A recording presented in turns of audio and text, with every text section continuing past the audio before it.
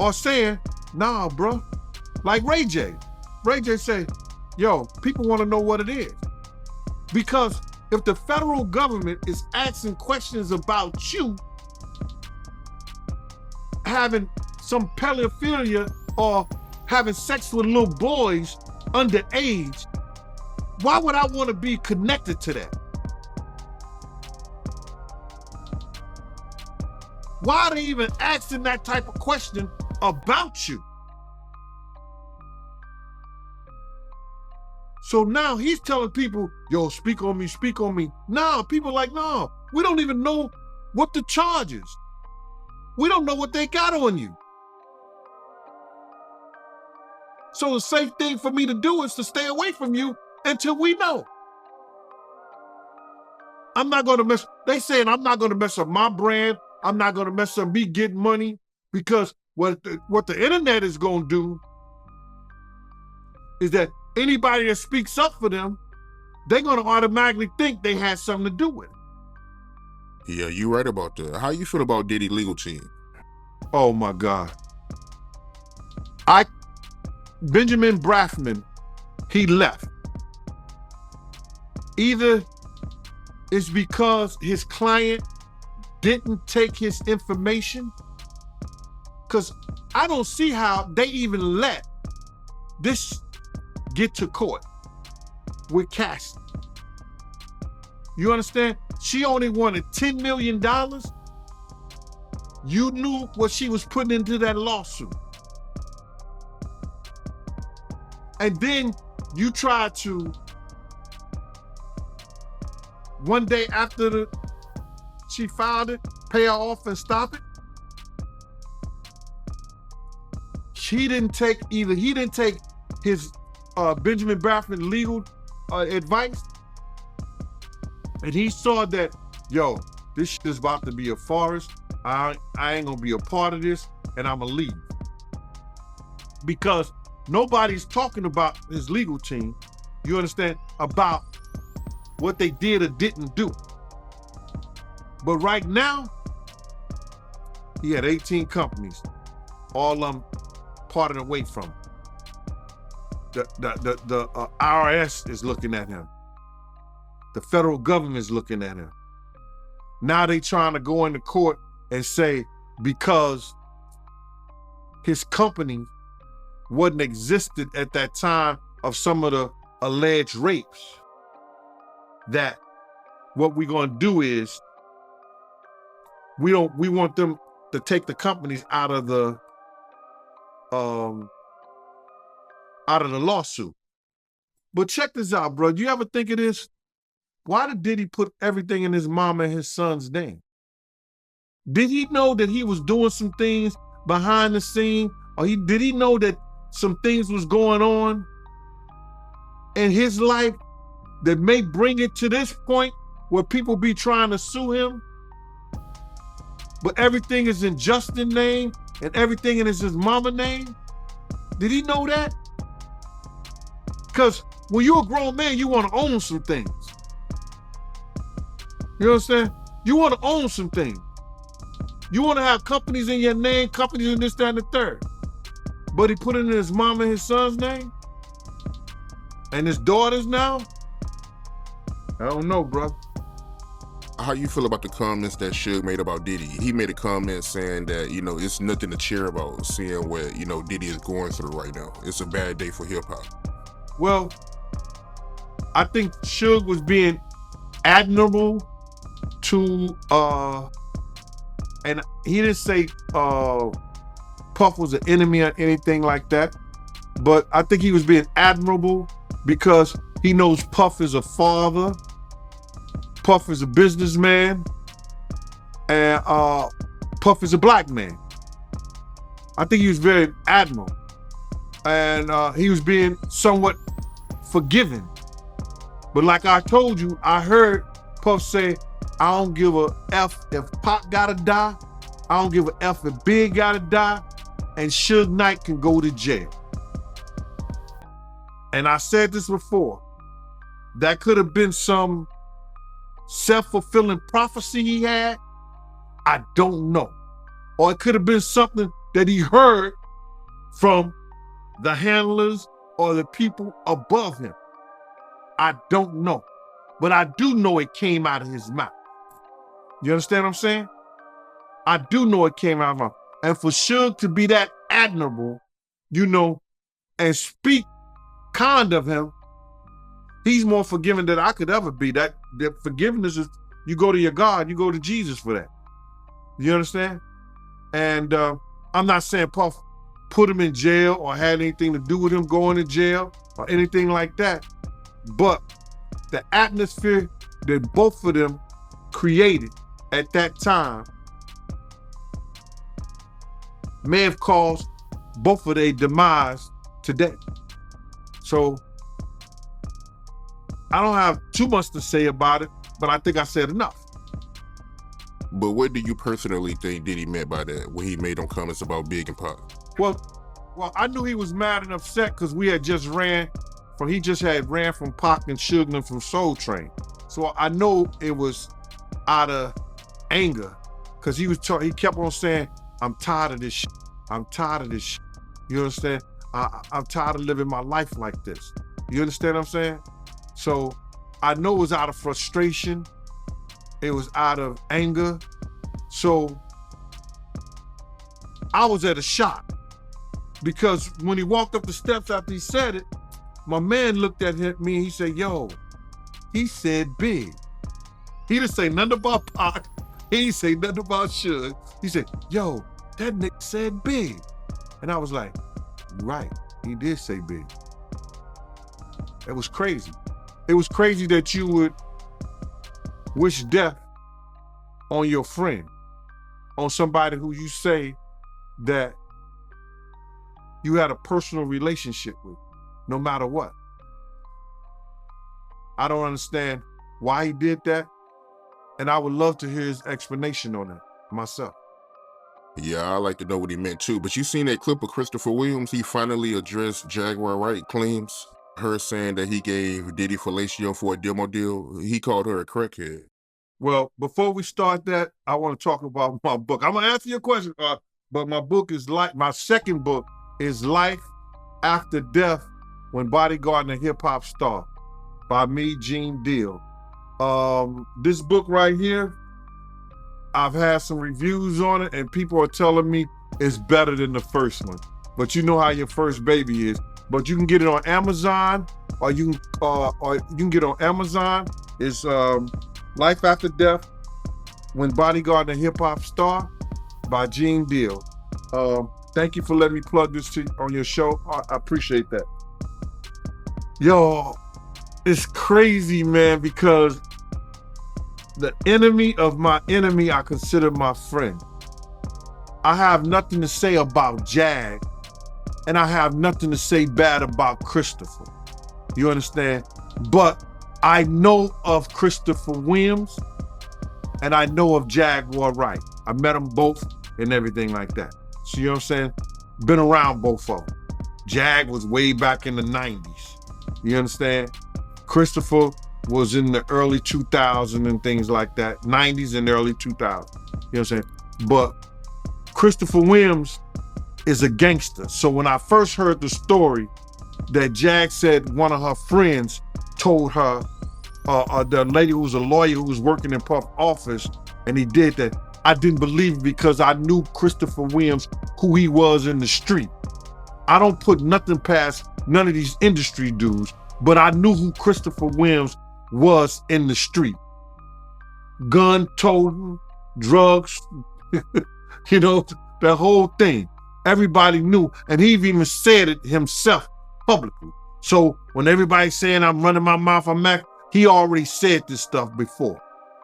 Everybody know who Christopher Williams was, who was around there at the time. He did not play, especially with the honeys. You understand? I had a situation with him myself in a club. So when I heard Jag say that, I knew that knowing the behavior of somebody walking in on somebody, unless you a certain type of person, you're gonna sit there and watch them like, oh, y'all doing that, or you're gonna get a quick glance and see somebody, and then you're gonna walk out and leave. Now I knew a dude who worked for Puff in his marketing department that he favors Christopher Williams. I'm not saying he was the one that the lady saw, but I am saying that I didn't believe personally it was Christopher Williams. And if it was anybody, it was somebody that had assets and was up there like that. You know what I'm saying? So I had my mixed emotions about it. Yeah, he also said when he was addressing Jaguar Wright, he also said that he'll smack Diddy. What you think about that? Well, it'll be a good fight. I know that for a fact. You know what I'm saying? It'll be something that you would want to see. And he probably would. Both of them got a hand problem when they come to women. So that'll be a good fight. Speaking of that, right, tell me about that time that you met Christopher Williams at Heavy D party and you seen him pitting his hands on a female. Well, Heavy D was doing a party at the California Club. And I told my team, don't let nobody in. Because we had went to Russell Simmons' house and got some credit cards to open up the bar. When I get back, my team tells me that 2 people are in the club. And I said, I told you not to let nobody in. He said, the girl Jessica had came out and told us to let 2 people in the club. You know what I'm saying? And I so me and a guy called Dre, we called him on the street called Big Boy. We went around the club to see can we find the 2 people, because they wasn't even searched. So as I'm coming down and around, I see this dude got this girl by her neck, right? And he got about a neck, and he got his hand behind his back like this, and it appeared to be a gun. And I was like, oh shit, this is crazy. So I weighed a Big Boy, and he goes and he comes to the left side of Christopher Williams. I go from the back side to the back of him, and I grab his arm first, both hands. I grab both hands on his arm. Big Boy grabbed him, right? So we got him. I pushed towards him and twist his hand and pulled the gun out of his hand. Pulled the gun out of his hand, and I was, Big Boy still got him. I take the gun, take the bullets out, because Big Boy could grab him. You know, Dre could grab him. It wasn't no problem. Grab him. So then, he wasn't even trying to get away from Dre. I take the bullets out because it was a Trey 8, 38 special. Take the bullets out, put it in my hand, put the gun in my pocket. We grab him up. We picks him up now and takes him out the club. We take him out the club all the way across the street. It was on 44th Street. So we put him down. And he just looked, he didn't open his mouth or say nothing. And I'm talking to him the whole time. Yo, my man, what's wrong? Why you doing that? What's going on with you, bruh? He ain't say nothing, man. He said, yo, she be bugging. She be having me bugging. That's all he was saying. Yo, she had me bugging. She had me bugging. And I was like, oh, this is crazy. So we set him down. And then when we set him down, he walked about 5 or 6 feet away from us. He just turned around. He said, yo, can I have my gun back? I gave him his gun back, and he walked down the block. And then later on that night when we closed the door, because we worked the line outside. So after we closed the door, about an hour or 2 later, I seen him up in the club still. And somebody let him back in the club. Like, oh, shit. But somebody said, you know, that was his girlfriend at the time, Halle Berry. So they said it was her. Whoa, so Halle Berry is the one he was choking? Yep. And you didn't get to see her face? Well, I saw her face and everything, but you know, it was dark in the club. So from what you've seen, right, do you think it was her? It was somebody who looked like Halle Berry to me.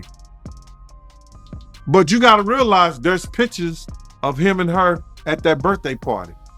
But he's a player. He could have had 2 women at the party. Chris was that type of dude. And you said that he was hard on females, huh? From what I heard in the street, yeah. But like he said, he'd been hard on Diddy too. He said he'd have been his Maytag. You know what that was, right? No, I don't know what that is. He said, if we was in prison, he'll be my Maytag. He'll be washing his drawers. Maytag washing machine. Christopher Williams, I don't know the problems he may have had with the law. I don't know the problems he had, because Jag was saying a lot of things. He was stealing, he was doing this like that. But in the street, he was always known as being a gangster. So, all that other stuff, I don't know about, bro, as far as, saying that he's on his knees with Diddy. Now, I don't believe that at all. Not at all. But what was his issue with Diddy for him to say that he'll smack him, though? Because Diddy wasn't, who y'all see Puff as being, we didn't see Puff like that. Puff didn't start acting like that and doing that shit until he went to Hollywood. You understand what I'm saying? We know him at Uptown Records, at Bad Boy, you know what I'm saying? Before this Diddy and his brother Love, and then his Love shit. When he started doing some other things to make his money. But he wasn't like the person that y'all know him to be from back in the day. So Christopher was around Uptown Records, and he was Christopher's son him at all. I see. And you made a comment saying that he could have went to the next level if he wanted to. But you could tell that. Christopher Williams, bro, listen here. Christopher Williams could act. He could sing. You understand? He was one of them light-skinned, pretty-ass niggas. Remember what Wesley Snipes said when he stabbed him with the knife on New Jack City? I ain't like your pretty mama ass no way. You understand? He wasn't the dude that was going through those doors. Had Christopher Williams went through those doors, he would have been as big as Luther Vandross. And when you say doors, what do you mean by that exactly? Like some of the artists in the speaker, there's certain doors that they go through that they accept the lifestyle that goes against your manhood, that goes against your principle, that it will have you looking funny in the mirror at yourself. And when they go through those doors and they make those changes, like Lil Nas X and people like that, they become megastars without the talent. Christopher Williams had the talent. But because he refused to go through those doors, he don't make it. Yeah, and he was a real good singer too, man. Unfortunate, man. But tell me about the time that a shooting happened at Heavy D party.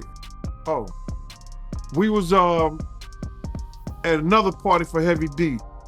I think I can't remember the club. It was I forgot the name of the club, bro.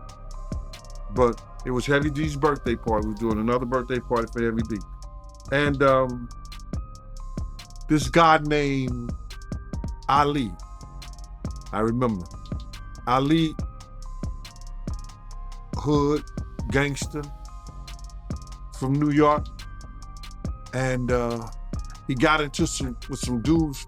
I guess they was from Florida. They was talking stuff like that.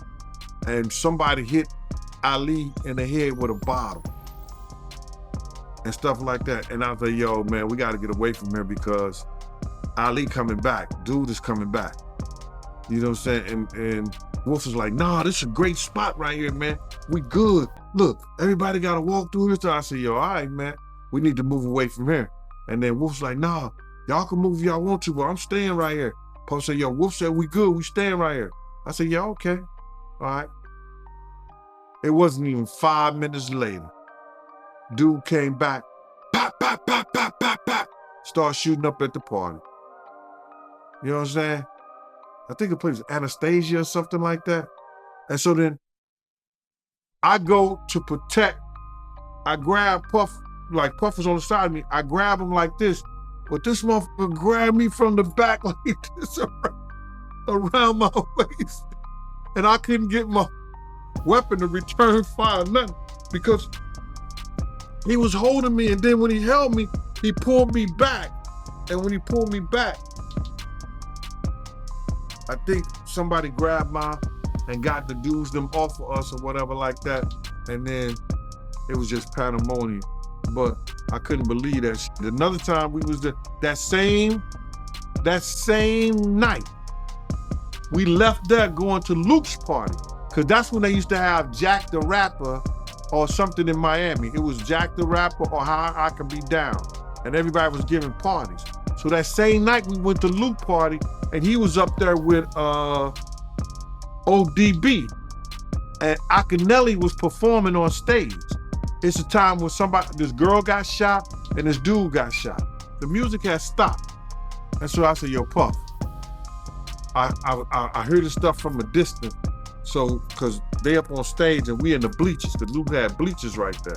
So then I said, come on, man, let's make it to the door. He said, why? I said, yo, these dudes about to set it off. He was like, yo, Gene, for real? I said, yeah. So then Wolf was down there and Puff was screaming at, well, yo, Wolf, cause Wolf was at the bar. We on the bleachers and they had a bar down there. He said, yo, Wolf, Gene said they about to set it off. He said, Wolf said, I'm good. There you go with that gangster shit again. Wolf was like, yo, I'm good. I said, yo, my man, listen to me. Let's make it to the door. And then Puff was like, Wolf said we good again. I said, yo, you can stay right here with Wolf. I'll be at the door waiting on y'all. Yo, when I got to the door, next thing you hear, pop, pop, pop, pop, pop, pop, pop. That nigga, yo, Puff was right on my head. He was on my head. He said, yo, Gene, how you knew? I was like, my man, come on with all of those dumb shit. I knew. The music stopped, people arguing, fight break out, something was about to happen. It don't take a rocket scientist for it. You know what I'm saying? And that was the same night that we was in it was like 2 shootings went on that night. That's when it was crazy to be at those clubs, you know, doing How I Could Be Down or either Jack the Rapper. It was one of them. Yeah, that's crazy, man. I mean, from what you telling me, you know, you saved Diddy from getting killed. Yeah, that's a wild story, man. But you was telling me before this interview, right, about how you knew someone that looked at, you know, Jimmy Hinchman proffer agreement. And they told you that Jimmy Hinchman, he could have walked away if he told on Diddy. Can you go into detail about that? Well, what happened is that they had 9 different sessions with Jimmy Hinchman regarding his proffer agreement. So that means the feds went in there 9 different times to talk to him. And in those sessions, they asked him, what do you know about Sean Puffy Combs or Sean Diddy Combs? I don't think it was Puffy at that time. It wasn't Diddy at the time. But what do you know about Sean John Puffy Combs having sex with underage boys? And you got to realize, and people never think about this, that Jimmy and his brother, I think they had the same charges. But his brother walked away from that, and Jimmy gets life without the possibility of parole, I think. Which is crazy. For any drug charge. Nobody should spend their life in jail for drug charges. And just drug charges. But I think they try to tie him to some murders or something like that. I don't know that to be for sure. But he shouldn't spend his life in jail for no drug charges. Not at all. So, but they was gonna let him walk. If he'd have probably had to for that proffer agreement, they probably let him walk. if he had any information regarding Puff having sex with underage boys. That the feds asked him in 2011. In 2011, brother. So what did the feds know? Because the feds not coming there unless somebody made a report or somebody made some allegations against Puff in 2011 to ask a friend of his, Jimmy Henchman, what do you know about that? But for them to ask him about that, it had to be more than a rumor. Somebody made a complaint somewhere. And the feds got hold to that complaint. Now they're going to investigate that complaint when they get people under the barrel, like they had Jimmy Henchman. That's why they asked him. If he did know information, right, why you think he didn't tell?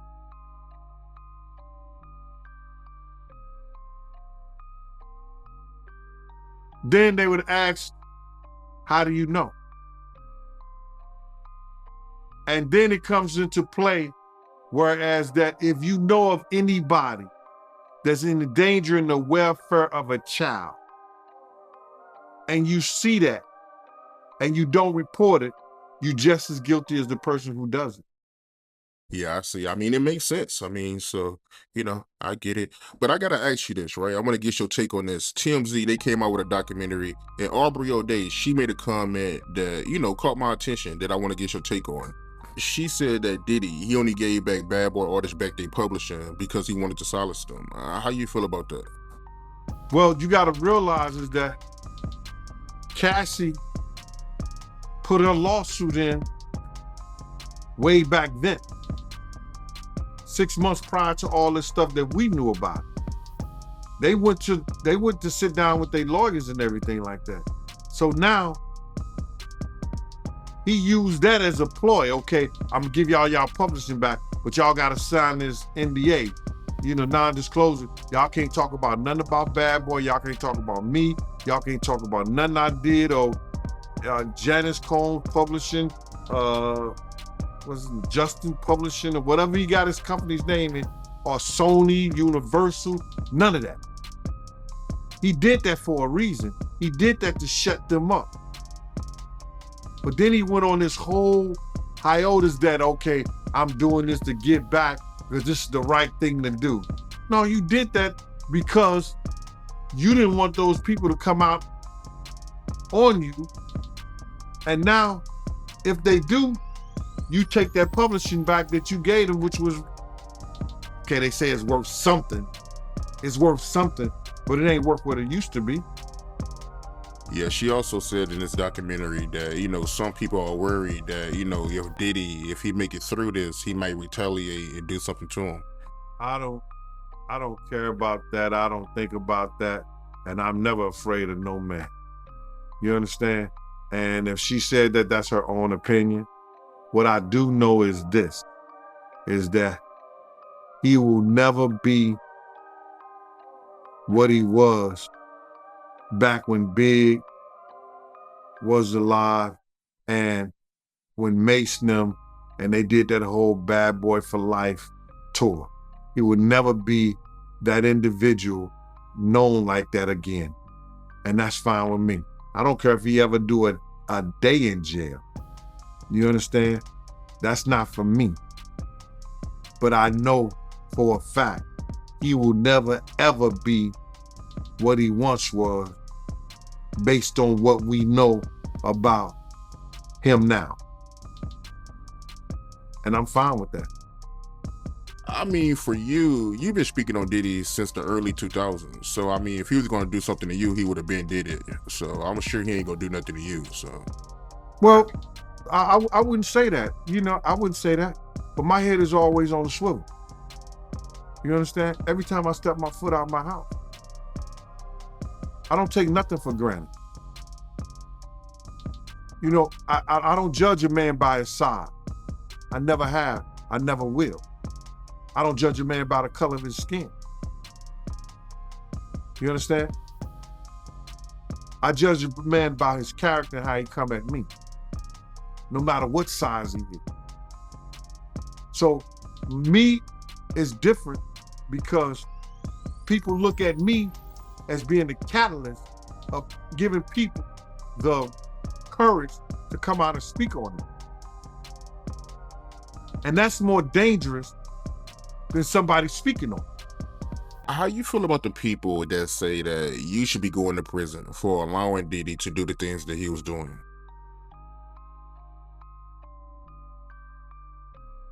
Let me just say this to you. It's not one victim in the complaint. And I've been on Art of Dialogue. I got over 10 interviews on Art of Dialogue probably.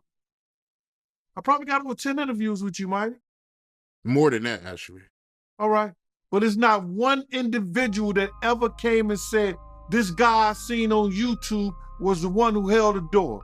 This guy I seen on YouTube is the one who helped Puff do anything. Like Suge Knight said, and thank you for that, Suge. Suge Knight said, this was not the Puffy we know back then.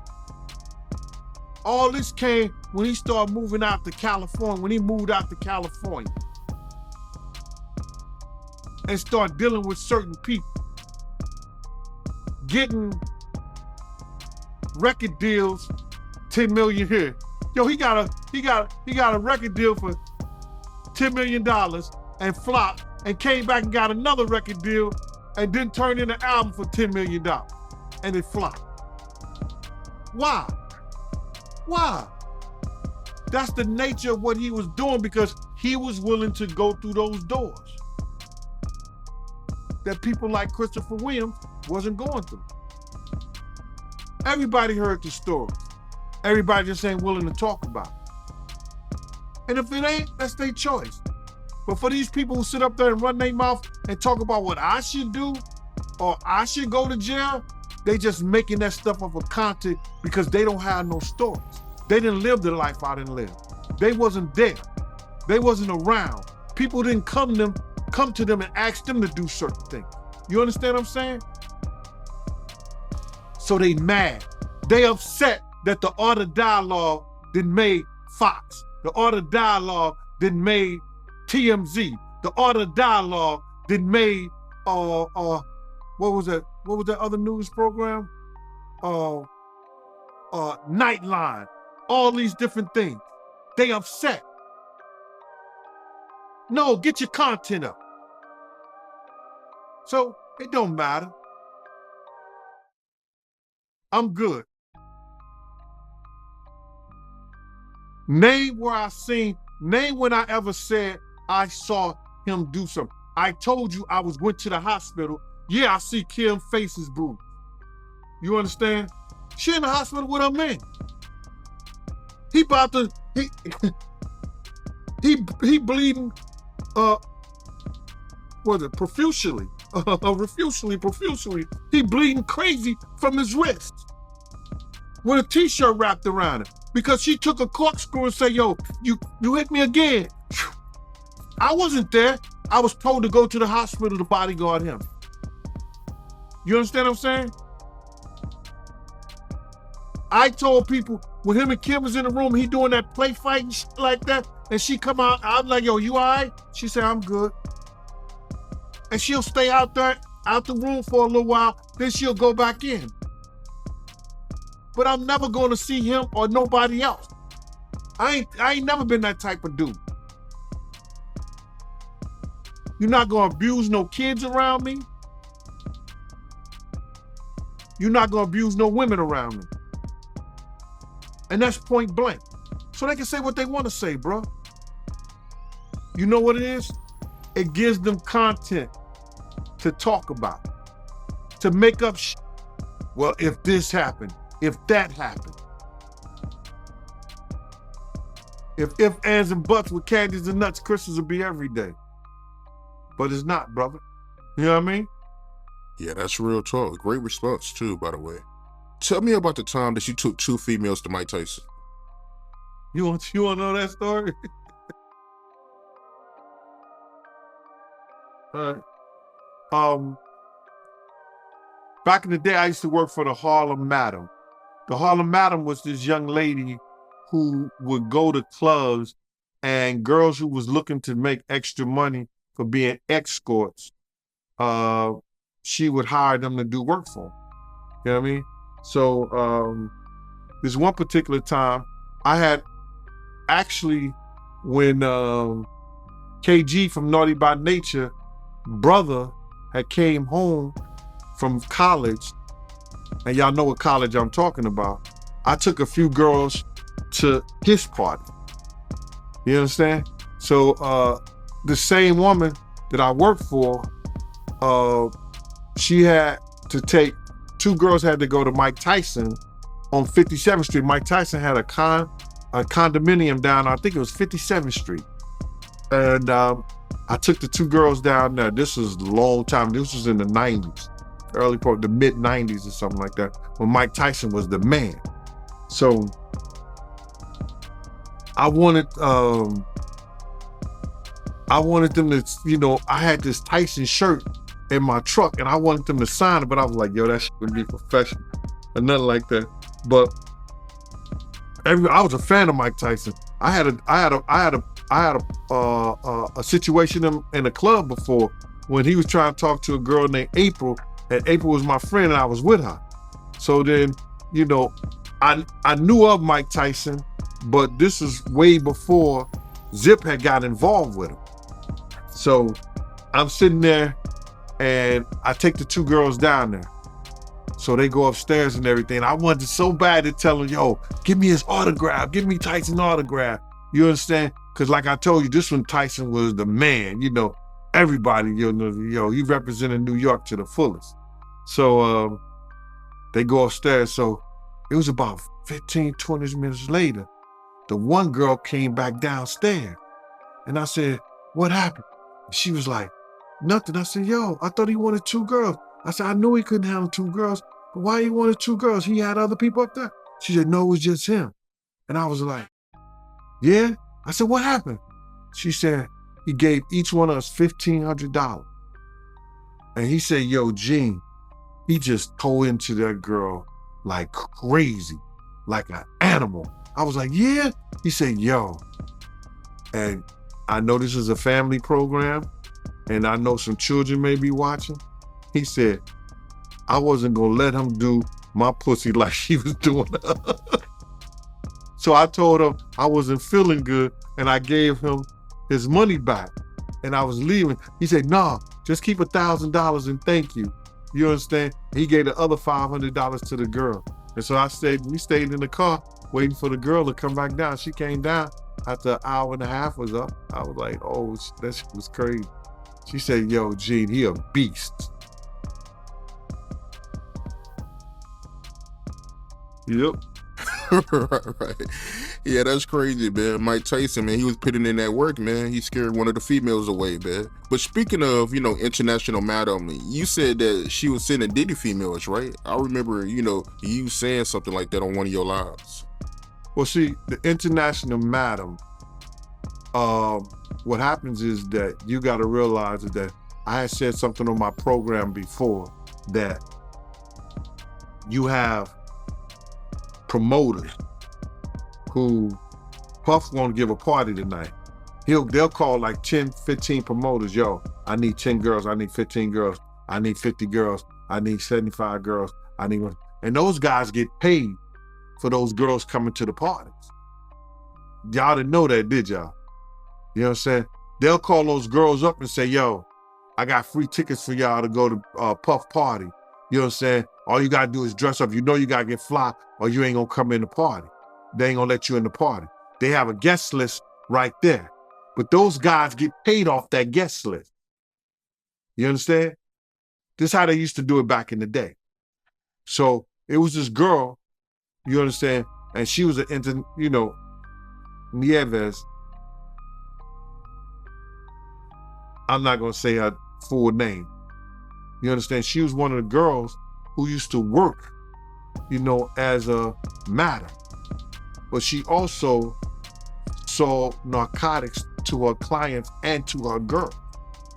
You understand? So now, if Puff needed some girls there who had girls that were working, you understand? Who, like, I got these guys here. You understand what I'm saying? I got these guys here, and I know they're gonna want girls they're gonna go to the hotel with them afterwards. These girls are the type of girls that, as long as they paying or they getting paid, they gonna go with the guys because they know what the deal is anyway.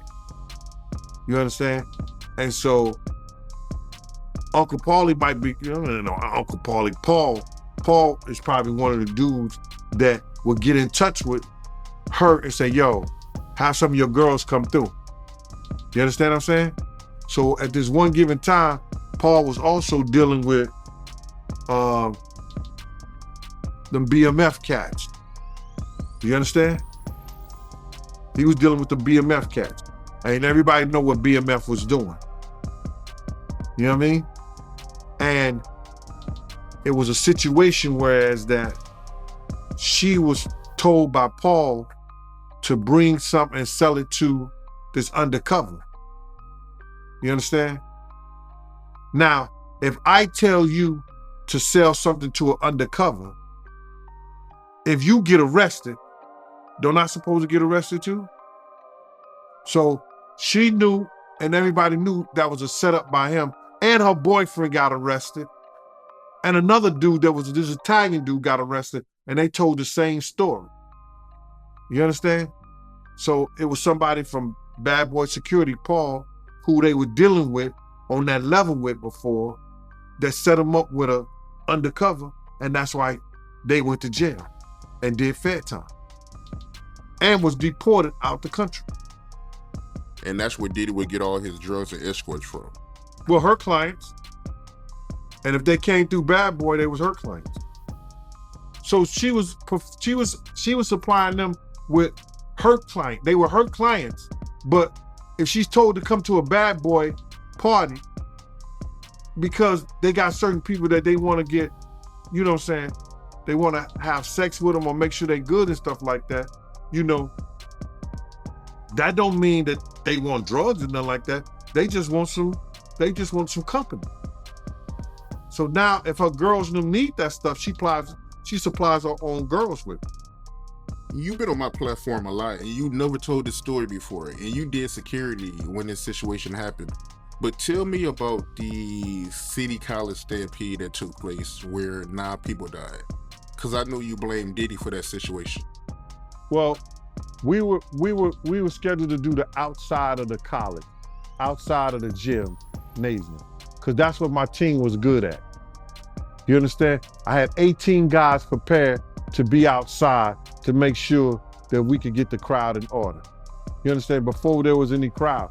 You got to set the things up before you even get the crowd like that, especially in those type of things. And back then in the days, we used to have dogs and everything. I would have a guy with 2 dogs walking the street, making sure people go down the lane, you know what I'm saying, and don't bum rush the doors. People ain't bum rushing the doors when you got dogs out there. You know what I mean? So, and it's crazy that we have to do parties like that, but that was one of our security things that we did. So now, Puff called me and said, yo, Gene, we only need 8 guys. I said, 8 guys? Ain't no way you're gonna do the City College with 8 guys. He said, no, Heavy D, because him and Heavy D was doing a party together. He was like, yo, Heavy D want the FOIs to do the outside. I said, the FOIs? He said, yeah. So I said, yo, fuck it, I ain't gonna do it. And then my man, who's my partner, Slick, said, yo, man, we're gonna go ahead and do it, man. And we just gonna get a couple of bottles, just gonna chill, and, we just go outside. We do the downstairs. So Puff told me that, he just wanted us to do inside the gym to make sure that nobody, be over the celebrities like that. That's what he wanted my team to do. But most of the celebrities gonna have their own security anyway. You know what I'm saying? That was just a way to cut our security off anyway. So he cut the security, and he got the FOIs, and the FOIs left their post, and that's how the people bum rushed the door, and 9 people died by going down those corridors. And you blame Diddy for that? Yeah, I do. It's his fault. But it's Jessica's fault for shutting the door. Because had she not shut the door, people would have just walked in the gym. And you'd have had a gym full of people. You understand what I'm saying? Nobody would have probably died. It's her fault and it's his fault. So you really think it's Diddy's fault? Why you believe that? Because you don't cut security to save $1. You don't cut security when security is the most important thing that you gotta have at these places. And that's what he did. He didn't listen. He didn't listen. And I even told him, I said, yo, if the FOIs don't get a barricade away from this door, people gonna die tonight. I told that to him. And what happened? 9 people died that night. What was his reaction to the 9 people dying? I didn't talk to him for a while. He used to come around with us with the same game, and he just say, yo, he just speak to Gene. He like, yo, what up, Gene? I'll be like, yo, what up? I didn't speak to him until after that Suge Knight stuff that they had with Jake in Atlanta. That's when I started back really speaking to him. Wow, because you felt the type of way about what he did? Nah, come on, bro. 9 kids died, bro. I was pumping the chest of one little boy when my man was crying, talking about, yo, this is my first time him being out. This is the first time him being out, bro. My mama gonna kill me. I'm pumping on the chest of a little 17-year-old boy. How would you feel? Yeah, man, that's sad. I didn't know that, man. You was pumping the chest of one little... Yeah, that's heartbreaking, bro. I was checking out a live that you did, right? And someone made a comment to you telling you that, you know, Diddy hates you. And you replied back and said that how can Diddy hate someone that stopped him from getting killed on more than one occasion? Can you go more into detail about that?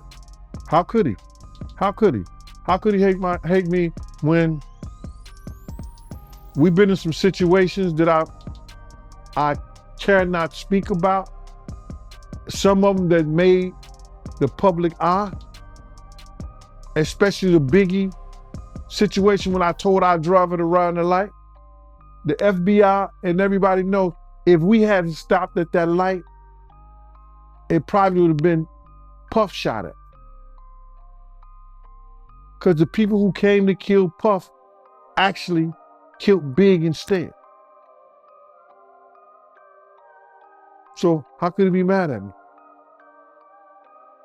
The FBI told him that. For all these brainiacs and all these people want to act like they know what they talking about, act like they, all of a sudden, this is what kills me. They ain't went to school nowhere. They ain't worked nowhere. They ain't never did nothing in their life but come to YouTube and now they seem to know everything. People that went to school, study forensics, study behavior science, did police training, come and they say this, and through their investigations, this is what they got. They come and tell a man, yo, that hit was for you. We know Big, people was trying to kill Big too, but that particular hit was for you. They tell Puff that. You understand what I'm saying? So now, you got these guys that come on this internet, they make up all kinds of bull crap when people that are professionals, that's been out there, that's done the work, that's there, talk about it and say it, and said this way back then when it happened, over 20-something years ago.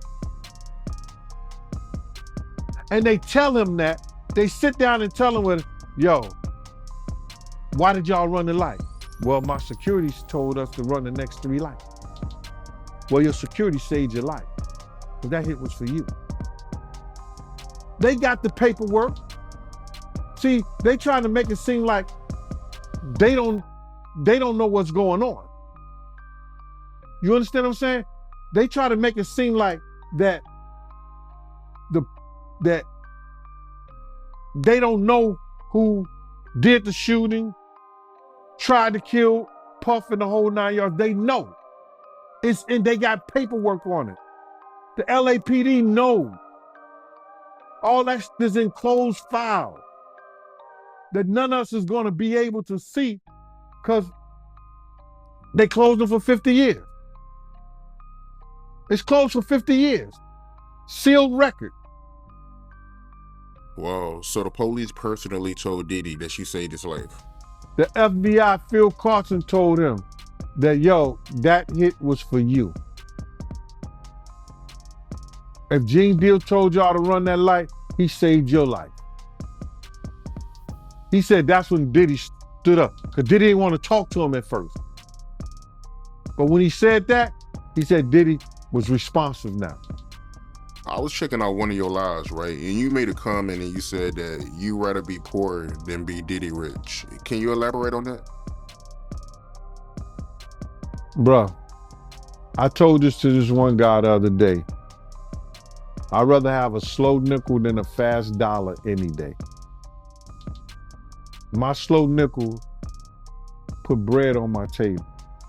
My slow nickel pays my mortgage. My slow nickel brings me home to my family. My slow nickel builds a community. We see what the fast dollar does. Being Diddy rich takes a guy that once name was Puffy, that after every tragedy he had in his life, he had to change his name. Puffy, Puff Daddy, Diddy, Brother Love, Love. Puffy, from the DC tragedy, went to when those kids was trampled over. I think 1 or 2 kids died at a function in DC that he gave. Puffy. City College. Puff Daddy. Diddy, Biggie. He comes named to Diddy. And now the allegations with Cassie and everything, he went from brother love to love. Being Diddy rich have you thinking you something that you're not. That you greater than what you're supposed to be and the people around you. When I say I'd rather be my poor, with my peace of mind, with my own thoughts, my own community, my own love, with my family, than to be so rich that I'm thinking I'm something that I'm not. That's what they do, bro. Look how many times, what was that? You ever go to a club, it's a big shootout, and it was the Mirage, and then you come back 2 weeks later, now it's the Zone. They changed their name after every shootout. That's what happens. G-Dub, he did an interview with me, and it was a good interview. And he did another interview where he made a comment that went viral. And I know you felt the type of way about that. He made a comment saying that, he want to link up with Diddy and make some music. And I know that had you, feeling the type of way. Well, when I looked at that, and it couldn't have been that he was institutionalized that long that he didn't know what had been going on. And maybe he just so caught up and so self-absorbed for being out that he don't realize that that wasn't a good statement for him to make, not knowing the situation. But I just think that either somebody didn't school him or let him know what was really the deal and what was really going on, or G-Dep really lost his motherfucking mind. Because there's no way that you gonna come out and do music with somebody that nobody wants to do music with, that nobody wants to be around. You got plenty other people that probably would have gave you a shot before you made that statement. Probably would have gave you a shot, at least a single deal, and see what you had to offer. Because G-Dep probably had a lot to offer. But don't kill yourself before you get started. Especially dealing with stuff that's poison like that. There's no way.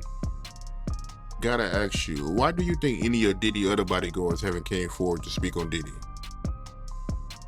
Well, the people that I know that was in law enforcement, they're not gonna do it. They should have been retired by now. And then some people just still work. If you still work and you gotta have it or you need it, you don't speak on to nobody until you don't need it or you don't want it. I can't say why they didn't. It's a choice. Right. How you feel about Diddy being active on social media? I started this conversation off with